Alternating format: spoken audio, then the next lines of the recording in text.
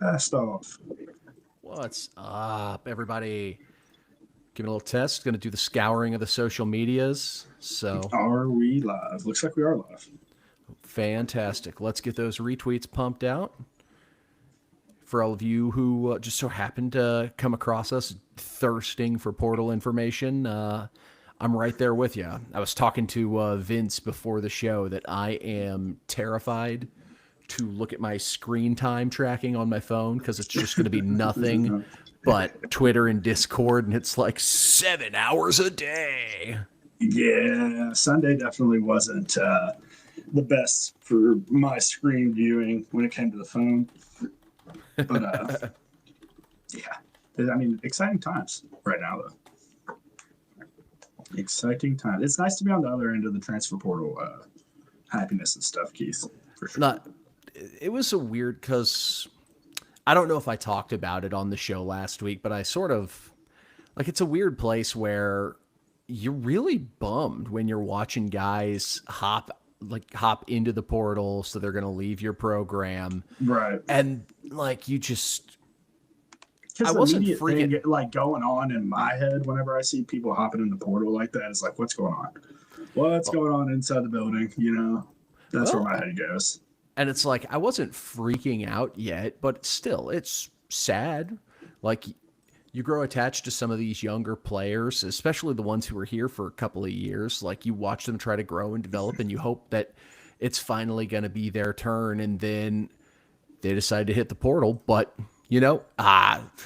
we appear to be taking some daddy hacks in the portal to really improve the roster. So maybe it wasn't all bluster. Maybe we do have some more money to spend. This is wild. Wild times. Wild times.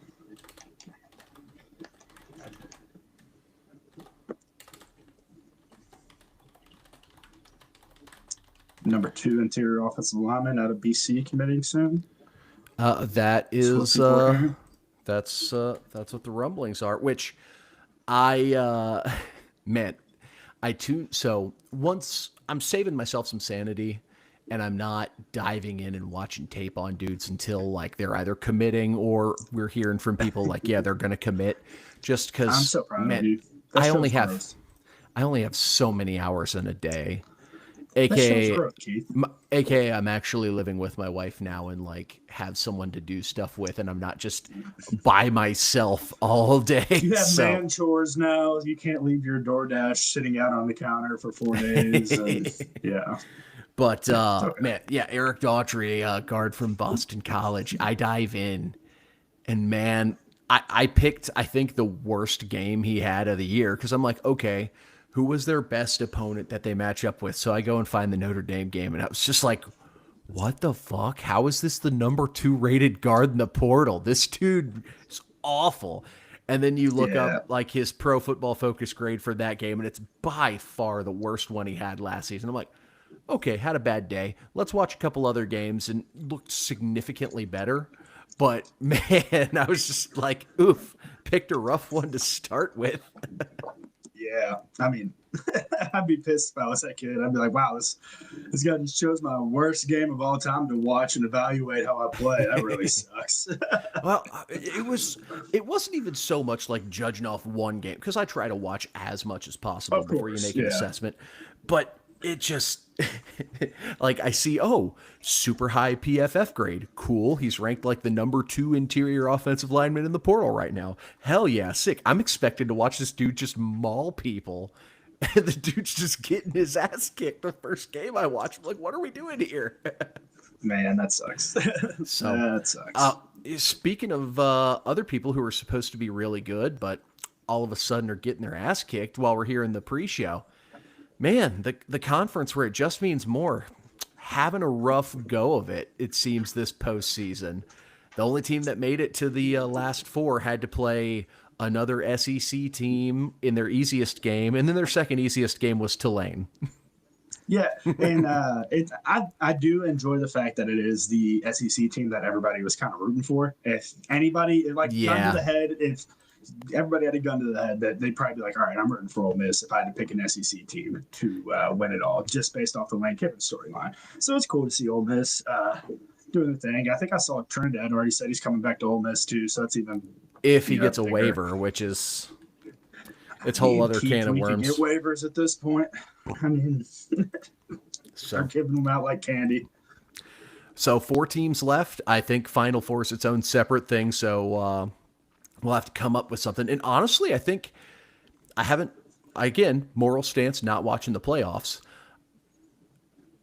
It's just a fun last 4 teams. Like, it's really refreshing. Like, Ole Miss isn't some stereotypical perennial SEC power, and they're the team who lost their coach before the playoff. Like, you're easy to root for. Oregon's sort of that new trendy up-and-coming team who's sort of been a power team like the last, 10, 15 years, but still hasn't won a national title. Yeah, can't get over home. Miami, everyone wrote off after we got a hold of them. They've really seemed to rally. They're trying to reestablish the U being back for the first time since the 90s. And then Indiana. Screw those guys. Bunch of nerds with their money and stupid good coach. And super nice quarterback, and it really sucks for you and I, Keith, who like poked fun at Indiana last year, like as just like shit talking a little bit, and it sucks that Fernando Mendoza is very likable. Hey, I there are still digital receipts of me when Signetti took the Indiana job.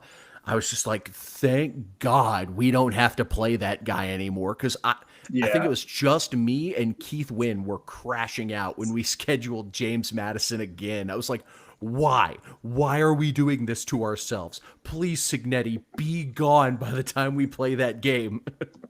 And then Bob Chesney was just as good, just as much of a pain in the ass. It turns out JMU's not that hard of a place to win if you put forth some effort. Apparently. So, all right, we've done enough time killing in the pre-show. We have a bunch of people here who are excited to talk Louisville football. So, with that, hello and welcome to another episode of From the Pink Seats podcast here on the State of Louisville Network. Be sure to hop into the YouTube page, hop into the chat, aka the Pink Seats Party Deck, to come hang out with us. It's portal season. We're talking. That's Vince Lococo. I'm producer Keith, and we are live in the Kearns Corner Digital Studios. And Vince, you know, it was kind of a somber last episode. Boy, what a difference a week makes, huh? Man, yeah, I was thinking about that going to eat dinner tonight. I was like, wow, this is just completely different vibes of a show than it was last week, based off of just 2 commits, and then all of a sudden it just starts snowballing of X, Y, and Z's on a visit. This is rolling. This every other hour is an insight of somebody knowing something about something, and this is the one go around where everybody seems to be hitting on all their inside knowledge. Hey, I'm not going to complain about it. I talked a little bit about the pre-show.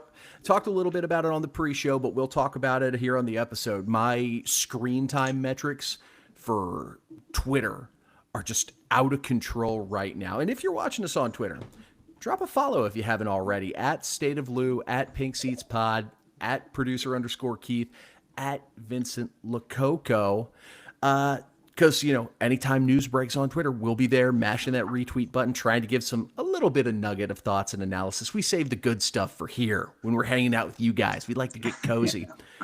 And if you're really fiending for, you know, that most up-to-date information, hop on over to Discord and join our friends in the 1912 Society. The growth over there has been crazy recently, so I assume a lot of you tuning in are already in there.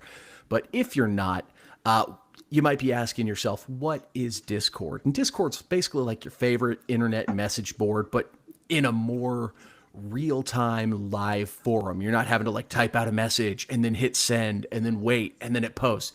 It's like you're in a chat room, just going crazy, hanging out with buddies, talking about stuff. And now they've got their boosters club. So if you boost the server, and soon to have a premium server, I guess I'll call it a product. They got some good nuggets of information there. Yeah, product would be the correct term there, Keith. Got some good nuggets of information there. And I've been really being aggressive hitting the retweet button. Maybe we had a little insight that a certain running back was coming back early. Had a little insight on QB1, who that was. Maybe a couple of other transactions that haven't yet happened yet. Getting some, hearing some birdies tell me some little things over there in the 1912 Society Discord app. Again, it's a place made by Louisville fans for Louisville fans. If you haven't joined already, highly encourage you to do so. Enough shilling, Vince. We still don't have a D coordinator. Time to freak out, right? You got to freak out about something with Louisville fans, right? I mean, come on, man. It's not a normal day. But I see you're putting out some names that definitely, get me excited. Jonathan Gannon seems to be one that. Now, I want to correct something real quick. I'm not saying he's going to be the defensive coordinator. The guy has been an NFL coach his entire career since he was a GA at Louisville. I'm just saying he's a defensive-minded coach who has been doing pretty damn well for himself in the NFL. Like, he's just recently started to hit his first patch of adversity with the Arizona Cardinals, which, right. Look, if you don't have Larry Fitzgerald on your team, really hard to win there. Really hard to win in the NFL, period. And, defensive-minded guy, we just so happen to have a D coordinator spot still open, at least publicly. And, this fan base, they like themselves some nostalgia or some players with even the slightest ties to Louisville. So I thought, hey, this would be a really popular get. I love the fact that we still have coaches like Mark Ivey and Steve Ellis who don't necessarily have like a quote unquote, I mean, they answer Jeff, but a DC or a head guy to kind of answer to, and they're still out there grinding their asses off on the recruiting trail. So that's pretty cool to see. Keith, this past weekend was probably the most exciting weekend for us. I mean, like we've had in a while, man. I mean, with the news of Isaac coming back, what were your thoughts?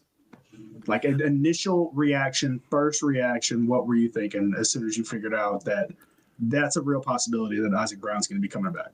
Yeah, I thought he was good as gone initially. Oh, me too. I saw he was planning on hitting the portal, and then I saw a crystal ball to Texas on, I believe it was 247. I'm like, well, we ain't going band for Texas, and they have the monetary ability to go way above and beyond. So I was pessimistic, but then I hear rumblings like, hey, we're not out of the woods yet with Isaac. He's still considering coming back. And I'm like, I mean, there's got to be something there if people are saying it, but I don't know. Like, we can't keep up with those type of programs. That's where your brain goes, bro. Immediately is like, how are we going to compete with Texas's money?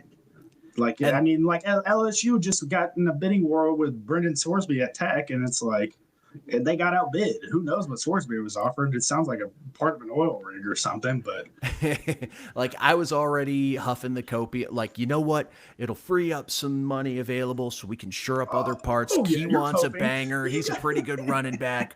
We can go out. There's a lot of really good portal guys available. And then it drops. What was it over the weekend? He's back. He's coming back, which it was either Sunday or earlier today. Can't remember for the life of me. It's been that much of a whirlwind. But no, he confirms he's back. And now you start to get real excited. Like, oh, we got our home run hitter back. Like, this is a guy, if he's healthy and playing motivated, like, he can change a game. We have a team in the national semifinals. If he's healthy, he's a top 3 running back in the country at all times. I mean, and he's more than proven that on the field.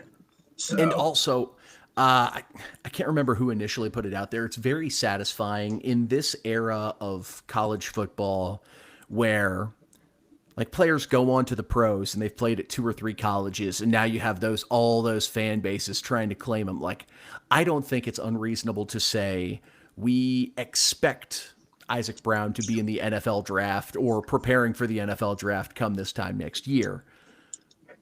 So we don't have to have that argument with other fan bases. Like, Isaac Brown's a card through and through. Like, we don't have to worry.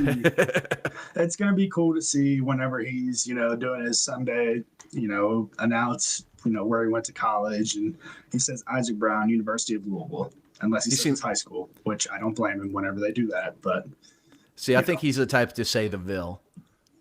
the bill. I think he That's did. what I think. A lot of guys do the high school and their college nowadays, which it's Trinity guy. I can respect that. You would. So, I, look, huge news though, getting him back, like just the optimism. And that wasn't the first big piece of news we got over the weekend though, but that was the one that really got the ball rolling. Now, the reason why I assume a lot of people are tuned in, Lincoln Keols, we have QB1. Vince, I want to get your initial reaction, just like when he signed, and then like if you got a chance to go in and watch some tape, what were your thoughts? Yeah, so I did definitely watch some tape. There's been more than enough clips shared on social media of this kid doing his thing. Initially, my first reaction, I see we get this quarterback. I'm like, don't know who that is. It's not one of the big names you're thinking, Raiola, Lagway. But you go and you start watching this kid's film and you start seeing what Ohio State fans are saying about this kid. And you can't help but get excited for what we have coming in. Kid has a great arm. Love the way he moves around in the pocket. Not afraid to lower his shoulder, which gets me so fired up. There's a clip that's going around social media of him just running a dude over on the sidelines and then getting up and talking shit in his face while they were up. It was just like garbage time, I believe. So this is a kid that I can definitely rally behind and want to run my head through a wall cheering for it. I'm excited. I'm just really excited to it's really good vibes. It feels like we're going into the season. I don't know, man. I'm just excited. I'm just really excited. So I'm a bit of a football sicko. I think that's fair to say at this point. And I knew who he was just because I remember seeing him come out of high school, sign with Ohio State, do his thing there. He stayed. I remember me really blowing the whistle at Julian saying this offseason, and I'm saying damn, Lincoln Keols, actually having a battle with this kid coming through. Saying ends up winning the job at the very end of camp, getting taken through all of fall camp. Goes on to be a Heisman finalist. So then I go, and you see what Ohio State fans are saying, and they love the kid. They love this kid. And in the process of, searching the kid's name and looking up what fans think of him, I stumble across some high school basketball highlights, and I figure that's really going to win over a lot of Louisville fans. If you haven't yet, search Keols Windmill, and it's South Dakota, I think, state tournament game. Kid just gets a steal in transition and just throws up this nasty windmill dunk. The kid's a freak athlete. Am I allowed to just talk out of my ass for a moment? Just one moment on this show. Just the now? Parallel comparisons with Joe Burrow right there. I mean, they're right there, Keith. They're right there. I mean, was a fire basketball player in high school. Ohio State backup. Could have won the starting job. Transfers to, 2 years of eligibility left. That was a huge plus for me. Love that he had multiple years of eligibility. All right, I'm done talking out of my ass. We can clip that there. The kid was phenomenal baseball player in high school, great basketball player. I think he had some D1 basketball looks while he was in high school. He ended up, I was learning a little bit more about him. He ended up going to play football because he wanted to spend more time with his friends. He'd spending so much time dedicated to baseball and travel basketball. He's like, hey, all my friends play football. I want to hang out with my friends. So I'm going to play football. And it just clicks for him. He has such a natural, smooth throwing motion. And also, here's something for you, Vince. He's a 2 handicap in golf. The kid can literally play every sport. It's freaking ridiculous. So I'll tell you exactly, though, where I was head over heels for him. And this is, this is from Ohio State's spring game. And someone was super cool, put together a big super cut of every throw he made in the spring game. You can find this on YouTube as well. And I was joking before the throw, or before the show. First snap, off platform, makes a great throw. Oh, it does buffer issues while we're live. That's disappointing. Makes a phenomenal throw off platform outside the numbers, and it's a dart. And then it's 2 or 3 more consecutive throws where it's just darts outside the numbers, where the kid just one of puts the quick velocity hitters. on It's the quick ball. hitter stuff. But it's stuff the we first didn't clip, have for a year. exactly. That first clip, Keith, is a ball that, Miller's just going to throw based off of being a timing route. He's going to say 1, 2, 3, take my steps, pitch, throw. To whereas what we saw right there was 1, 2, 3. Okay, there's a guy in the way. Let me pump for a second, roll out, and actually hit the guy in the flat. And it's stuff like that that gets you really excited about this kid, because Jeff's going to be able to have his full playbook just fully available to him as long as this kid comes in and learns the offense, which I'm sure he will. And I mean, we'll get to it later. I was going to say with more people coming on campus, the weapons that we're sounding like we're surrounding him with, he's going to have people to throw the ball to. Yeah, I mean, the playbook will not be limited by arm talent, which is something we had to try and overcome this last season. This kid can make every throw. If you go and watch that spring game highlights, he throws this sexy ball with feathered touch to a tight end, hits him in the back of the end zone. Tight end doesn't catch with his hands, tries to bring it into his body, and then gets the pass broken up. But just a perfect pass. Look, positive Keith, we're going to let him roll over into 2026 for a second. He's got size, like listed, I believe, 6'2", 220. Kid's well put together, not afraid to lower the shoulder. The kid's a bona fide athlete. Not like Lamar or Isaac Brown level quickness or elusiveness, but out of a quarterback, he's a pretty damn quick dude. He can scoot, as the elder millennials would say. Arm strength. He's looking to score. Like when he tucks and runs, I mean, I'm sure he's going to be a smart player and find situations, where he's going to have to slide. But, if it's 20 going in and he's scrambling, I wouldn't be surprised if he just tucked it and looked to run and run somebody over. Kid's a competitor. Like, he wanted to stay and battle at Ohio State. Arm strength. He's not Joe Milton or Anthony Richardson, but he's got more than enough to get the job done. Like, I above average to good arm strength, not great/elite, but pretty damn good arm strength. Like the I'm gonna say he has great arm strength, just so like whenever somebody tries to clip us on Twitter, they can't, just so we can say like we did. I'm kidding. Go ahead, Keith. The cons, just lack of starting experience at the college level, which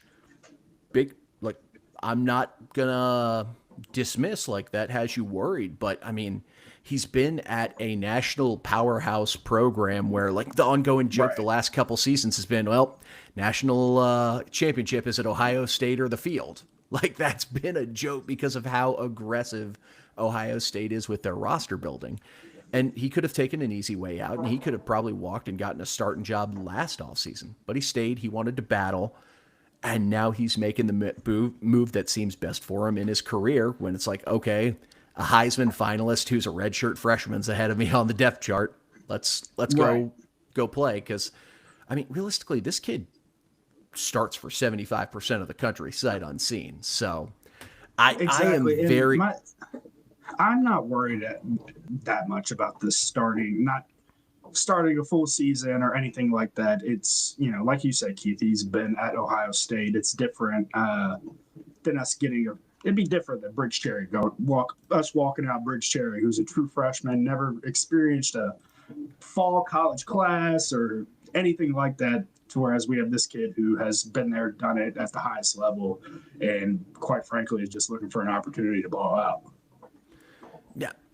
So I'm a lot more optimistic about this quarterback than I was last offseason's acquisition of quarterback. It's a lot less talking myself into him and a lot more, oh, okay, yeah, I like this. This is great.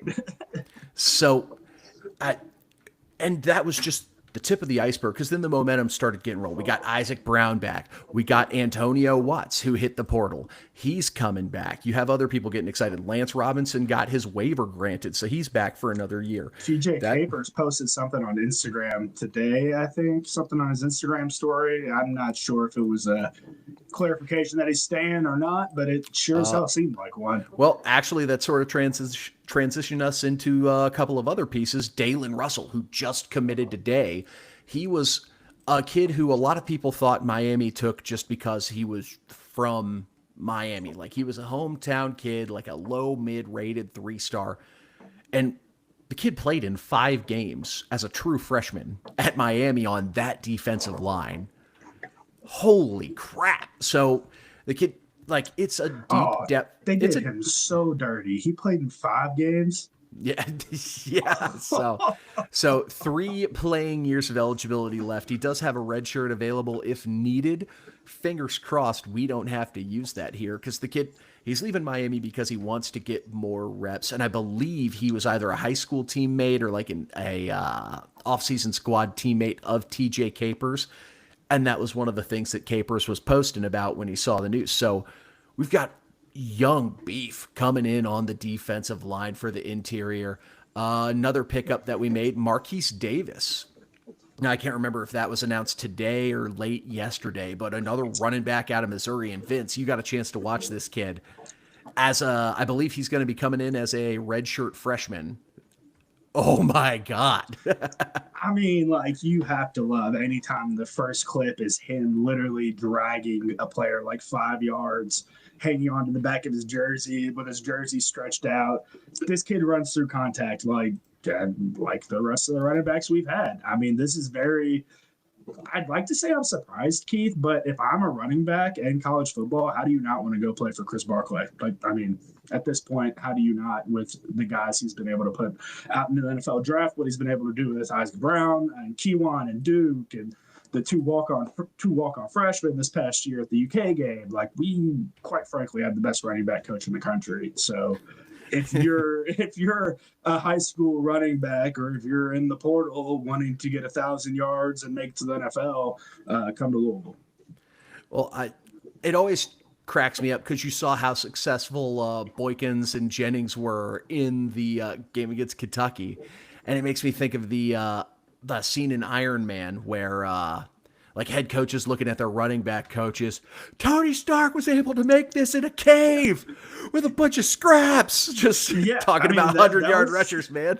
That was him. I mean, these to be able to explain, install that offense to start however many you want to put in that running back room, 12, 13, just throw a number out there. To be able to install it like that and each kid get it and understand and be able to go out there and execute at a high level, that is nuts to me. Yeah, just wild, the success that they've been able to have. And then, Vince, you wanted to talk about a little bit. We got a little sneak peek at a couple of players, University of Louisville and the staff posting freshman move-in day for the spring enrollees. And one of the photos that I found most impressive, Lakai Thompson with Coach Barkley and with Julius Miles in the shot. Holy shit. Julius Miles might have hit another growth spurt. That kid might legitimately be 6'7" tall. Yeah, that picture is actually what sparked me wanting to have this conversation because the young kids, the freshmen, are finally on campus, early enrollee kids, and they get this time period to just absorb the playbook, Keith, and it's so funny to always see these kids because they're chicken with their heads cut off. It's not they have myself, whenever I enrolled at Louisville, I had the whole summer to kind of go to summer classes, figure out the campus, things like that. Now, winter, you are just thrown to the wolves. But for me, like I'm really excited. I know it's an easy cop out, but like I'm really excited to see how much opportunity Bridge Cherry gets during spring football, with the quarterback room being kind of what it is, and maybe Deuce comes back, maybe he doesn't, but say he doesn't, I'm really happy that we have a young quarterback who's coming in at an early time period, and we have a quarterback coming in who's going to be having 2 years of eligibility on top of that. Obviously, Jaden Broadenax is the one on defense that I'm when spring ball rolls around. That's another thing to keep track of, Keith, is how big do these dudes get from this point right here to day one of spring ball, because they have this time period to just put on an insane amount of mass. Yeah, and I mean, that's what the coaches are looking for. I'd say 95% of high school kids coming into a college program, like the biggest thing that gets in their way to getting on the field was like size and strength. How big can you get? You got to put on weight. Like we saw it with AJ Green, who I don't know if he's officially put his name in the transfer portal yet. Maybe there's some conversations going on there, Could be a potential guy who maybe tests the waters, decides maybe the grass isn't greener. Who knows? But he was a guy who the talent was there, but he just didn't have the size and weight coming out of high school to get on the field and be ready to play. I mean, that's why we saw Eric Hazard. The dude's built like a freaking F-150 coming out of high school. That's why we saw him getting on the field as early as he did, making plays on special teams. So how fast these kids, not just in spring, not just in spring, learning the playbook, getting cerebrally up to speed, getting in that weight room, putting on that mass, getting bigger, getting faster, getting stronger. It's a real important 3 months before or I guess 2.5 months before spring ball gets kicked off. So I'm going to take a swig real quick. You get some finishing thoughts. I have no more thoughts on the freshman, but on campus we have DeAndre Moore. That's right, we do. I thought you didn't hit the mute button. I thought you unmuted. You're good. Nah, I got me. No, yeah. That's been a exciting one. We missed the first opportunity. He hits the portal coming out of Texas. And I think everyone made the joke like, oh, come on back. But sure enough, took a visit. He wouldn't be here if he would have came on the first go around, because it would have been him and Tyler Shuck. Oh. And this kid would be playing on Sundays potentially this year or whenever. He's going into his third year this year? Is this his third year? I believe this will be his fourth year. Okay, yeah. So, I firmly believe DeAndre Moore is a freak wide receiver. True definition of a freak in Bruce terms. But, I have to say, if he would have came here that first go-around, he'd be in the NFL. And I hope he's sitting there saying, I can come and tear this league up, because he can have 100 yards damn near every game. It's very possible. I mean, he's currently ranked the number 3 available wide receiver according to 247. So it would be a massive get for the Cards. And depending on where you're looking, there have been some positive rumblings, have been some different rumblings. And he's not the only wide receiver that we've been in on and talking to. I'm not going to spill too much nostalgia. Come on, Keith, you mentioned it. I love it. So I'm going to give him another little plug. If you're more interested on, some other wide receivers we may be talking to, hop on over to 1912 Society. For the free portion, there's a transfer portal guideline, players we've been in on, players that we've confirmed that we've been able to contact, and keeping updates on. You can filter out players based on, are they taking a campus visit? Are they now off the table? Because do we not want to see those guys? Do we want to see guys who are on commit watch? So they've done a really good job arranging those boards and arranging those tools to where you can really focus on guys you want to see. And talked about one in the pre-show a little bit. I'll talk about him now. Another fella who was on a visit. I'm guessing it's Eric Daughtry, but spelled Eryx. So if I butchered that pronunciation, that's on me. You know what? Tell you what. Show up to spring ball in a Louisville uniform, then I'll put the effort in to get that phonetic pronunciation down. So, yeah. Interior offensive lineman, played guard at Boston College last year. And remember, that was a feisty Boston College offensive line. Eric Daughtry currently ranked the number 2 interior offensive lineman available in the portal at this moment, according to our friends over at 247. And I talked about how the kid's graded out phenomenally with Pro Football Focus's metrics. I believe he was only one of 6 guys that was graded higher than Lance Robinson in Pro Football Focus last year. Kid put up some great numbers, but man, that first game I saw was tough. So I'm glad I took a second bite of the apple, dove back in and watched more, because he definitely it was just unfortunate. The first game of his I watched was a bad game. I'm going to have to dive more into his film, but there's two position groups, I guess, that would get me fired up. You say, oh, we have a Boston College player visiting, and that would be linebacker and offensive line. So I'm very excited to have that on campus. But Keith, I mean, we also got to talk about it. I mean, with it's a bit insane with what Dan and what Vince had been able to do over the course of the past however many days. I mean, I'm sure it's not just them, but they're getting a lot of the credit for it. But I mean, we talked about it earlier in the show. We were in a down spot recording our show last week, and it's like it's a literal light switch flip in a matter of days. So, what are your thoughts on that, man? Like how they're swinging this stuff? I mean, I'm like I said last week. Like I don't want to overreact immediately. And now the first couple days the portal's been open, we're taking some daddy hacks. We've made some contact on some really good players, but I want to wait and let's see who actually ends up signing the dotted line and ending up on campus before we make an official judgment. But from the guys we've been targeting and from the guys we've been going after, it seems at this point that we talked about Jeff Brom in negotiations when his name was being floated out there for other jobs. One of the main things he wanted was more resources available for roster construction. And in previous years, we might be able to sign one or two guys who were like top 8 or 9 at their position group. And then we talk ourselves into, big portal, whoa. And we sign like 45 guys, and then Jeff Brom's the portal king, and it's just nothing but depth pieces with the occasional smattering or a guy who ends up being a risky play. Now, some of those risks turned out to be phenomenal, like taking a chance on a guy coming up a level, like a Colin Lacey, or like a guy with drop trouble, like Corey Brooks, or like a guy with an injury history, like Tyler Shuck.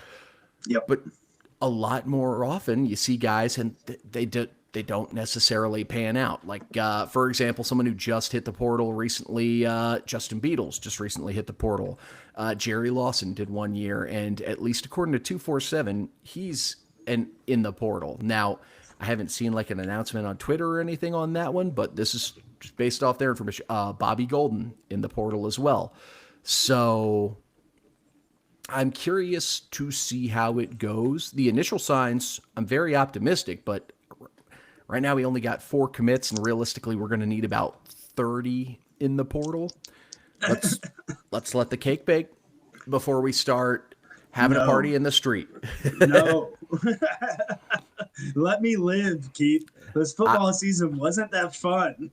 Now, I will say one of the reasons I'm sort of optimistic, and I don't expect all the guys who have hopped in the portal for Louisville to leave. Like, I assume a lot of these guys are going to come back, but one of the things that is a bit encouraging is that a lot of the guys who jump in the portal, I think as of right now, only 2 have found a new program yet, which, man, one of them was a bummer to see Nate Kariski hitting the portal. Nerd.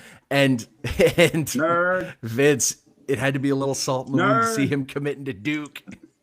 Yeah, I mean, I don't blame Nate going out trying to get some more playing time, maybe some more balls thrown his way, or shoot, even that good old Duke education. But whatever. So I'm perusing now the Pink Seat Party deck to see what any questions and comments going on. And I really appreciate before you get going. I really appreciate 123 Bill Card. Let me know that Pierce Clarkson's still back in the portal. I thought he was in a penitentiary, but that's why I was. You know what? Hey, glad to see that program working out, reforming, and putting people back into citizenship. But Ultimate Goatee, friend of the show, been a regular in the party deck, was asking if we had a center that was good to go for next year. So we have not yet had a player who was designated as a center hop into the portal yet. A player that we had reached out to and were talking to and planned on scheduling a visit. Big offensive lineman from Pittsburgh. I'm trying to find his. It's going to drive me nuts. Lyndon Cooper, a big O-lineman. So he hasn't committed yet officially, I don't think, but he's a senior, played center who I believe right now has crystal balls for Vanderbilt. That's what it was. It'll be Oh, Coach interesting. K, you know who's stealing it from us there is Chris Klonakis, the old offensive line coach here. I thought you just misspelled Clark Lee's name and spelled it with a K instead of a C. No, And then I was like, Chris Klonakis is their offensive line coach and run game coordinator, who was Louisville's during the time with Lamar, and Colin Kaepernick's OC or whatever run game coordinator too, back in his Nevada days. So I haven't seen a official commitment for him yet. I'm seeing the crystal ball posts for Vanderbilt though.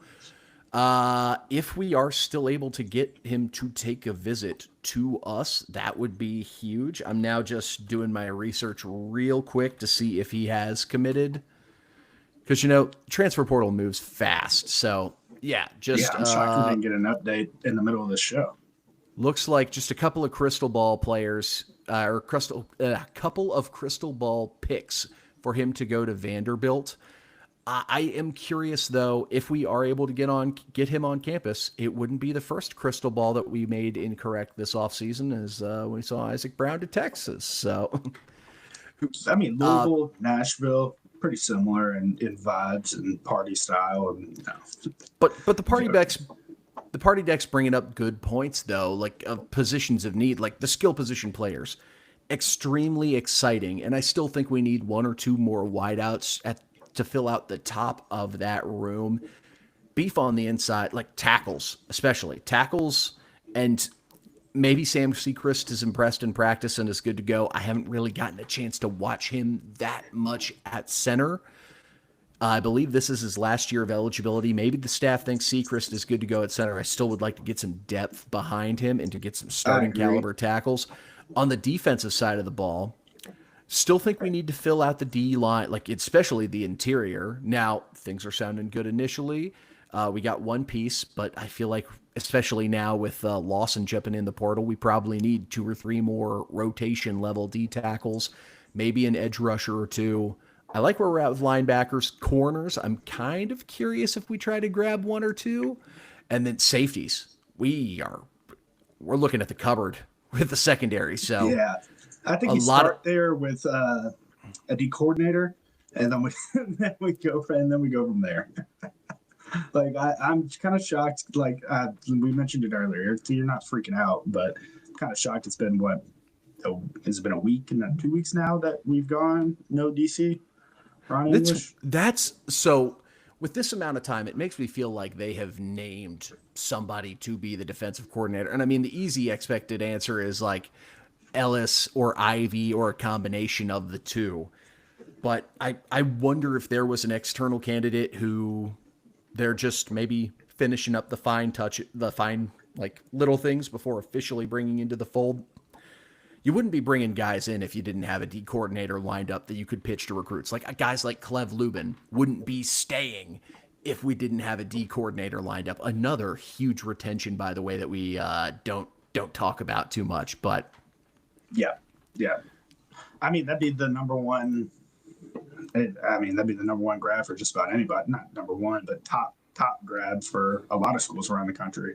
Yeah, only knock on if the only knock on a player is their measurables at the college level, especially coming out of the portal with the P4 production he did last year, that kid is going to be popular. So to keep him here and keep him out of the portal, huge. Yeah, the player retention. I need to be able to get to get Meeks to come back. I know we just talked about it, but to get him to come back. To get guys to come whenever I was playing in the back half of whenever I was around Satinem and the portal was actually a thing, I remember guys getting in the portal and you just being like, all right, see ya.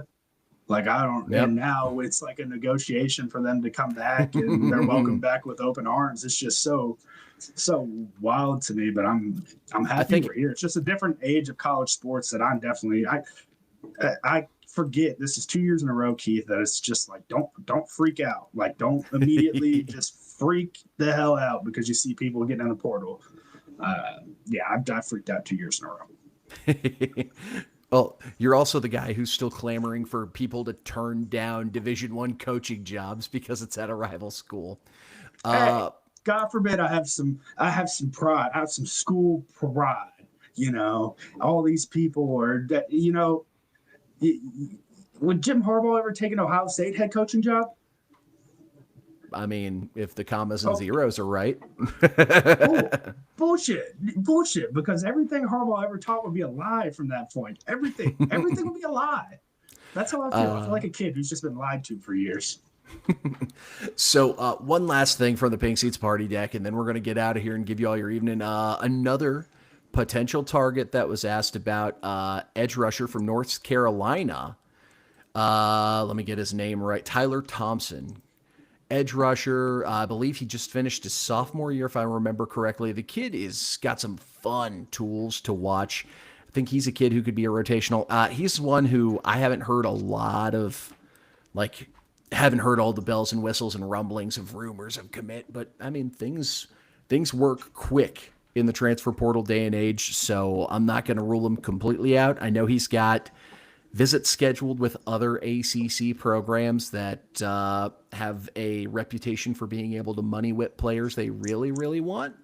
So I'm not 100% sure. It's a kid I'd be excited about if we were able to land, but I don't know if we're going to be able to land him. So yeah. I didn't watch much UNC football this year, Keith. I can't lie to you. So, kid's twitchy. He's fun to watch. I love the Pink Seats party deck. You can definitely tell who's tuned in late. We got Jonathan Gannon for DC clamorous in the chat now. It's like we talked about this earlier. I had somebody on my side. I knew it. Look, I think it'd be really cool. I don't think it's going to happen because the dude's been in the NFL his whole career as a coach. So yeah. But with that being said, that was just sort of portal update number 1. Keep your ears to the ground. Tune into 1912 Society. If you haven't already, hop on over to that Discord so you can be up to date with the newest and latest information, because Vince and I can only be on air so much. Our voices get tired, as you heard earlier. Party deck's getting weird. We got people growling at each other. the party deck's sleepy. I'm sleepy. It's a weird Monday. You're about to start hearing animal noises over here.